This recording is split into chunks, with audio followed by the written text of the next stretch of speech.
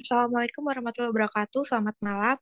Kami dari kelompok 8 Data Mining akan mempresentasikan hasil kerja kami yang berjudul Implementasi K-Means Clustering pada Dataset Spotify.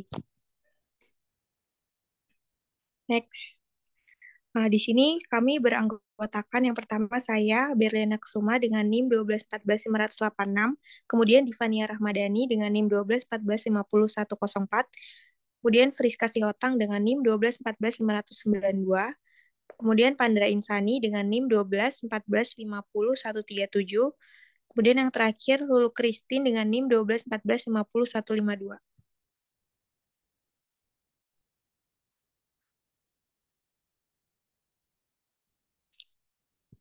Pada bagian abstrak, di sini Spotify adalah platform layanan streaming musik yang menyediakan akses ke jutaan lagu, podcast, dan album dari berbagai genre dan artis.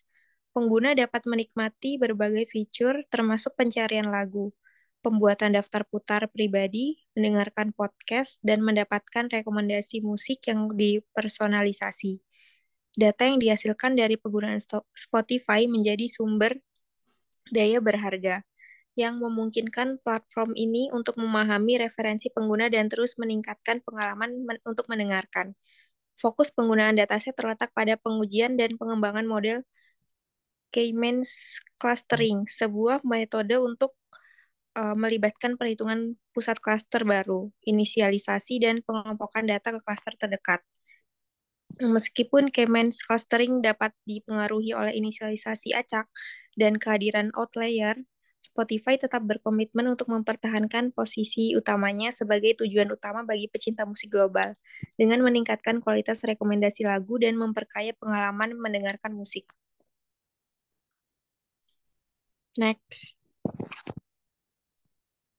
Kemudian pada latar belakang, Spotify sebagai layanan musik streaming populer, di sini menggunakan dataset Spotify untuk menerapkan teknik analisis data, terutama K-means clustering. Metode ini digunakan untuk mengelompokkan data lagu secara iteratif, memungkinkan Spotify memahami pola dan karakteristik lagu dalam platform mereka. Konsep dasar K-means clustering mencakup perhitungan pusat cluster, inisialisasi, dan pengelompokan data, dengan menekankan pada pentingnya skala data dan normalisasi. Tujuan Spotify adalah memahami karakteristik lagu untuk meningkatkan rekomendasi kepada pengguna dan mempertahankan posisi sebagai platform streaming musik terkemuka secara global. Next. Pada bagian rumusan masalah, bagaimana model clustering K-means dapat diimplementasikan pada dataset Spotify untuk mengelompokkan data berdasarkan fitur yang ada sehingga memberikan hasil pengelompokan yang baik dan bermanfaat bagi pengguna. Kemudian tujuannya yaitu untuk menggambarkan implementasi model clustering K-means pada dataset Spotify dengan tujuan untuk menghasilkan pengelompokan data yang baik dan bermanfaat bagi pengguna, menyediakan pemahaman yang lebih dalam terhadap karakteristik lagu berdasarkan fitur yang ada, serta meningkatkan kualitas rekomendasi lagu dan pengalaman mendengarkan musik bagi pengguna Spotify.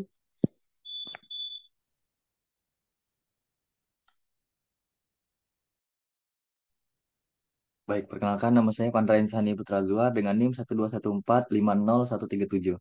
Di sini saya akan menjelaskan metode. Adapun beberapa metode yang kita gunakan pada praktikum kali ini yaitu yang pertama ada data understanding, yang kedua ada data preparation, yang ketiga ada pra-proses data, selanjutnya ada visualisasi, selanjutnya ada normalisasi, metode elbow, dan K-means clustering. Adapun hasil dan pembahasannya bahkan kami jelaskan di sini. Yang pertama ada data understanding. Yang pertama kita import Pandas dulu untuk pengambilan atau mengimport data dari luar. Terus kita baca file CSV-nya menggunakan fungsi pd.read CSV. Selanjutnya kita tampilkan size datanya menggunakan fungsi save. Terus kita tampilkan 5 baris teratasnya dengan fungsi df.head. Sini dengan output tertampil gitu 5 tampilan 5 baris teratasnya. Terus kita tampilkan 5 baris terbawahnya dengan menggunakan fungsi def.tail. Selanjutnya kita tampilkan 5 baris secara acak menggunakan fungsi df.sample dan outputnya terlihat pada share screen di sini. Selanjutnya kita tampilkan beberapa tipe atribut datanya menggunakan fungsi df.dtypes dan pada output di sini terlihat gitu beberapa tipe-tipe atribut data yang kita gunakan pada kali ini. Terusnya kita tampilkan deskripsi data berupa nilai perhitungan statistiknya menggunakan fungsi df.describe dan tertampak jelas gitu di sini eh, di share screen gitu. Count-nya, main-nya, std, nilai minimumnya, dan sebagainya. Di sini kita tampilkan deskripsi data berupa nilai perhitungan statistik pada atribut tertentunya. Eh, di sini tuh kita tampilin deskripsi data pada track popularity, terus menggunakan fungsi describe dan terlihat gitu beberapa nilai perhitungan statistiknya pada atribut track popularity. Terus kita tampilkan komposisi datanya dengan menggunakan fungsi value counts dengan menggunakan atribut track popularity lagi. Terlihat jelas pada outputnya juga. Selanjutnya kita tampilkan informasi ringkas tentang data frame-nya gitu. Dengan menggunakan fungsi df.info. Bisa dilihat pada outputnya bisa dilihat pada share screen juga. Terus ini kita lihat gitu. Apakah ada nilai kosong atau nilai nol pada setiap kolom data frame ini dengan menggunakan fungsi df.isNull.sum. Terlihat di sini bahwa ada beberapa nilai kosong gitu. Ada di track name, track artist, dan track album name. Selanjutnya kita cek nilai korelasinya secara keseluruhan. Terus kita tampilkan itu nilai korelasinya. Terlihat pada output di sini nilai korelasinya. Selanjutnya kita import Ciber-nya untuk visualisasi. Terus kita tampilin matris korelasinya berupa menggunakan headmap dengan menggunakan nilai korelasinya. Di sini bisa terlihat jelas, bisa dilihat outputnya. Terus ini kita membuat sebuah box plot berdasarkan data dari kolom dense ability yang terdapat dalam data frame dengan menggunakan fungsi sns.boxplot dengan x-nya itu dense ability dan datanya itu menggunakan data yang di atas. Outputnya bisa terlihat jelas gitu di sini. Terus kita identifikasi data tidak berimbangnya dengan terus kita tampilkan gitu variabel pada atribut modenya. Terus juga kita menampilkan nilai komposisi data pada atribut modenya dan terlihat jelas pada outputnya di sini. Untuk data preparation akan dijelaskan oleh teman saya. Baiklah, selanjutnya saya akan menjelaskan bagian dari data preparation. Yang pertama itu kita melakukan import library-nya dulu. Lalu setelah itu kita membaca filenya. Yang kami gunakan ada dataset Spotify. Lalu setelah itu kita menampilkan beberapa baris pertama dari data frame-nya, yaitu dengan df head. Setelah itu kita menampilkan daftar nama kolom yang terdapat pada data frame. Pada kolom tersebut terdapat atribut itu track ID, track name, track artis. Nah, bisa dilihat pada outputnya. Lalu setelah itu kita mengganti nama kolom data frame-nya. Lalu kita menampilkan kembali dari daftar nama kolom data frame yang sudah diganti tadi. Setelah itu kita menghitung nilai nolnya atau missing value yang terdapat pada kolom. Nah, dari hasil outputnya pada kolom track name sama track artist sama track album name itu terdapat 5 missing value. Setelah itu kita menghitung rata-rata dari kolom dalam data frame, lalu kita menampilkan nilai yang disimpan dalam variabel mean value-nya ada minus 6,71. Lalu setelah itu kita mengisi nilai yang kosong di dalam kolom list-nya. Lalu kita menghitung kembali jumlah nol atau missing value yang terdapat pada kolom. Lalu setelah itu kita membuat data frame baru di df1 dengan metode dropNA. Lalu menghitung kembali jumlah missing value yang terdapat pada kolomnya. Selanjutnya kita akan menampilkan informasi ringkasan mengenai data frame yang disebut df1. Nah, ini adalah tampilan dari informasi yang terdapat pada data frame df1. Selanjutnya kita akan mengelompokkan data berdasarkan kolom playlist genre dan data frame df1 dan menghitung jumlah setiap kolom df dalam kolom tersebut. Lalu kita akan menampilkan nilai unik yang ada dalam kolom playlist genre dalam data frame. Lalu setelah itu, kita akan mengimport modul dan memberi alias NP untuk menghitung persentil ke-15 dan ke-25 ya. Berikut untuk hasilnya ada 8, ada 24, ada 16, ada 48, ada minus 16. Selanjutnya kita akan membuat subset dari data frame DF yang memenuhi kondisi tertentu terkait kolom track population berdasarkan nilai batas bawah dan batas atasnya. Nah, ini adalah tampilan dari subset data dari data frame-nya. Selanjutnya kita akan menghapus baris-baris tertentu dari data frame-nya. Lalu kita akan menampilkan kembali informasi mengenai data frame yang ada di DF2. Teman-teman bisa melihat dari hasil outputnya ini adalah ringkasan informasi dari data frame DF2. Lalu selanjutnya kita akan menampilkan nilai-nilai unik yang terdapat dalam kolom K dari data frame-nya. Nah, untuk menghitung jumlah kemunculan state nilai yang unik dalam kolom K, dapat kita gunakan data 2 K value counts. Lalu setelah itu, kita mengelompokkan data berdasarkan nilai unik pada kolom K-nya. Lalu kita menampilkan kembali lagi informasi mengenai data frame yang ada di DF3-nya. Selanjutnya kita akan menghitung jumlah kemunculan setiap nilai yang unik dalam kolom K dalam data frame-nya dengan menggunakan kode data 3 K value counts. Nah, untuk materi selanjutnya akan dijelaskan oleh teman saya. Lalu kita akan menerapkan K-means pada dataset Spotify. Yang pertama kita itu ada melakukan import pandas SPG, yaitu dan memuat file CSV-nya dan menampilkan 3 baris pertama dari data frame. Selanjutnya kita visualisasikan, kita mengimport pyplot dulu dari pustaka, terus kita lihat itu ada outputnya. Grafik tersebut ini merupakan scatter plot yang kita gunakan, yang menggunakan data dari data frame. Dan dalam scatter plot ini terlihat pada sumbu X-nya mewakili nilai dari kolom density dan sumbu Y-nya mewakili nilai dari kolom energi, dan poin-poin pada plot ini memiliki warna dan ukuran yang bervariasi. Terus sumbu X ini menunjukkan seberapa cocok sebuah lagu untuk menari berdasarkan skala yang mungkin sudah ditemukan, dan untuk sumbu Y-nya yaitu energi menggambarkan seberapa energetik sebuah lagu berdasarkan skala yang mungkin sudah ditemukan. Nah, warna poinnya ini membedakan antara dua mode kategori yang berbeda yang dapat membedakan properti musik tertentu, dan ukuran poinnya itu mencerminkan tingkat positivitas dari lagu. Nah, informasi tersebut ini membantu kita melihat pola atau hubungan antara density, energi, mode, dan valence dari lagu-lagu dalam dataset Spotify. Selanjutnya kita normalizing, yaitu kita mengimpor pre-processing untuk melakukan pre-process data, terus kita drop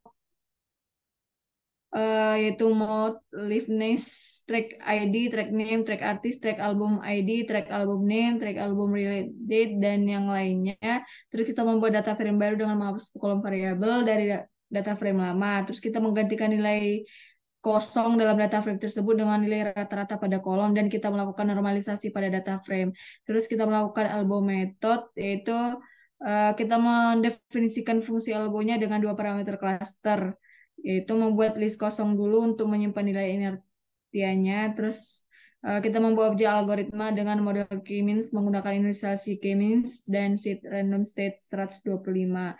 Terus ada algoritma .fit itu untuk melatih model K-means pada data, dan inertia.even untuk menambahkan nilai inertia dari model ke dalam list inertia. Terus kita membuat plotnya menggunakan simbol O, dan kita juga membuat plot garis lurusnya yang membuka nilai inertia dan memberikan sebagai number of cluster dan sumbunya sebagai inertia. Terus kita mengklasterisasi jumlah cluster yang sudah dinormalisasikan dari 1 hingga 9. Nah, pada grafik tersebut itu disebut elbow plot. Plot itu digunakan dalam proses klasterisasi atau clustering untuk membantu menentukan jumlah cluster yang optimal untuk data. Pada sumbu X-nya itu menunjukkan jumlah cluster yang diuji, dan sumbu Y-nya itu untuk nilai inertia yang dihitung dari model K-means. Dan jumlah cluster yang dipilih itu di sekitar di mana penurunan nilai inertia tidak signifikan. Terus selanjutnya kita melakukan K-means clustering, yaitu membuat objek menggunakan inisiasi. Terus algoritma .fit itu untuk melatih model yang sudah dinormalisasikan. Terus kita membuat labels untuk mendapatkan label cluster untuk setiap sampel data K-means. Terus kita melakukan scatter plot menggunakan Seaborn. Dan pada gambar output tersebut itu menunjukkan sumbu X-nya itu danceability, yaitu untuk merepresentasikan seberapa cocok sebuah lagu untuk menari dengan nilai yang mungkin bervariasi dari 0 hingga 1. Dan sumbu Y-nya itu ada energi, yaitu merepresentasikan tingkat energi dalam sebuah lagu, dan juga nilai yang mungkin bervariasi dari 0 hingga 1. Plot ini juga menggunakan labels untuk menentukan warna dari setiap titik pada scatter plot. Dan setiap warna mempresentasikan klaster atau kategori tertentu yang dihasilkan dari penggunaan algoritma klasterisasi seperti K-means dan dengan jumlah klaster yang telah ditentukan. Terus plot scatter ini juga dapat membantu dapat melihat pola atau hubungan antara tingkat danceability dan energi dari lagu-lagu dalam dataset X serta bagaimana klaster atau kelompok yang mungkin terbentuk dari data tersebut.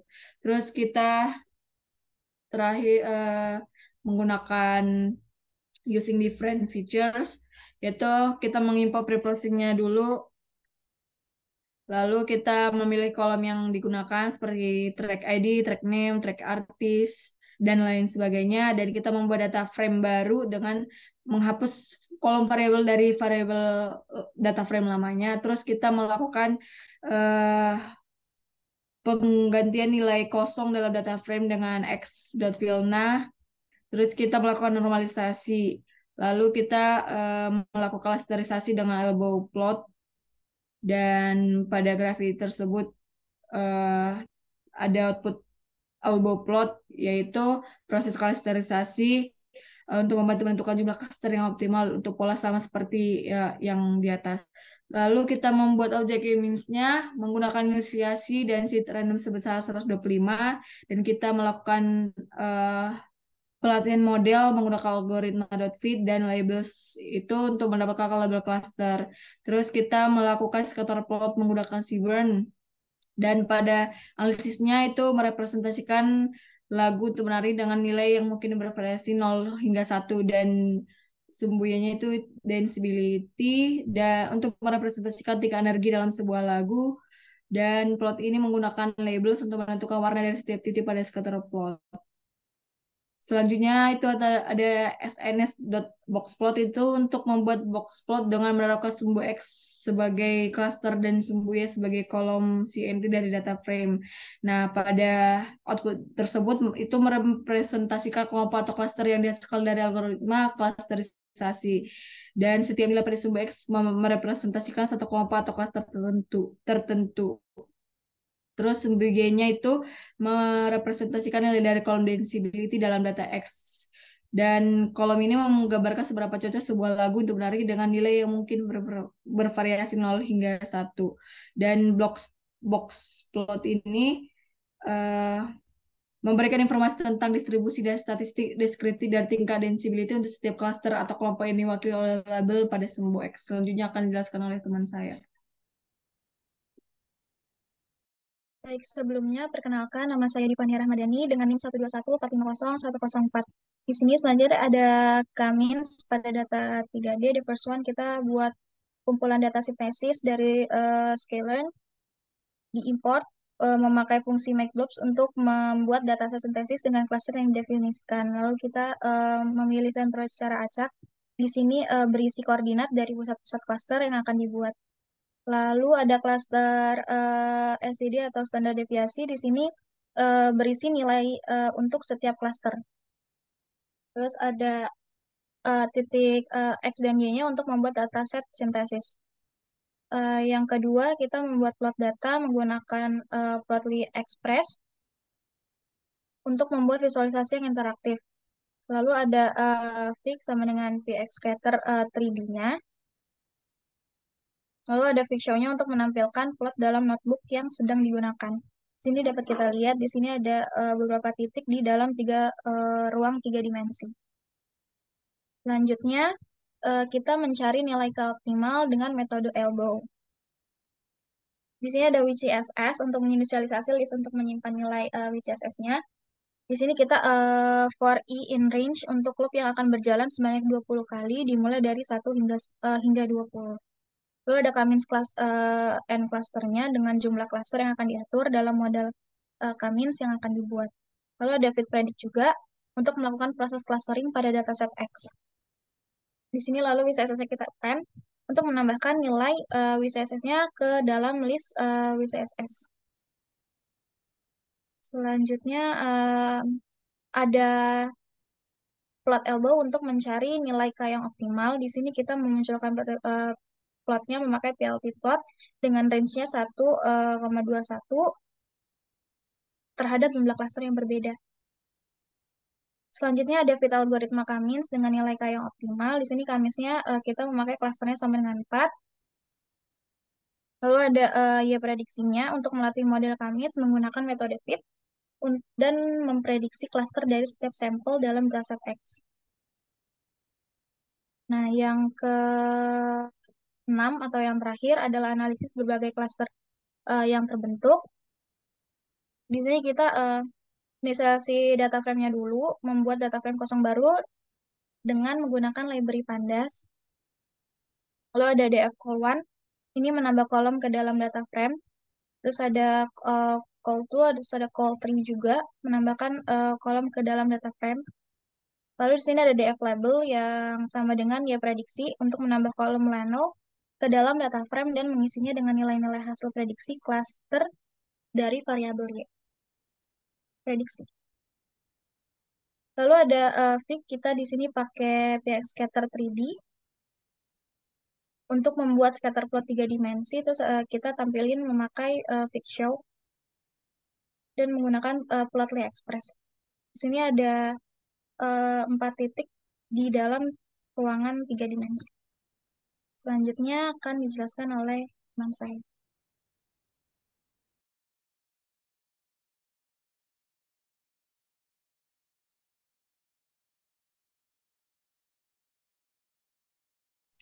Oke, pada bagian kesimpulan, Spotify sebagai layanan streaming musik terkemuka menggunakan dataset yang kaya informasi untuk menerapkan teknik analisis data, khususnya Kamins clustering, guna mengelompokkan lagu-lagu berdasarkan karakteristik tertentu.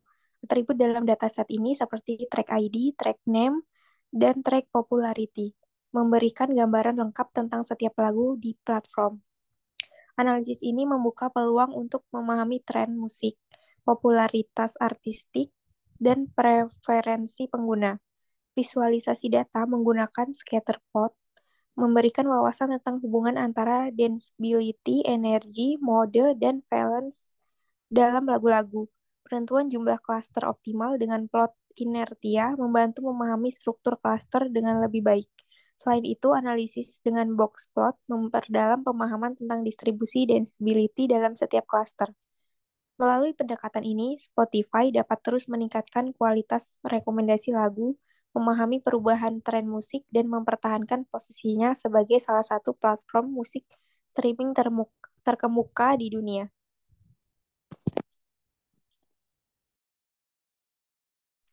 Nah, sekian dari kelompok kami. Saya tutup. Wassalamualaikum warahmatullahi wabarakatuh. Selamat malam. Terima kasih.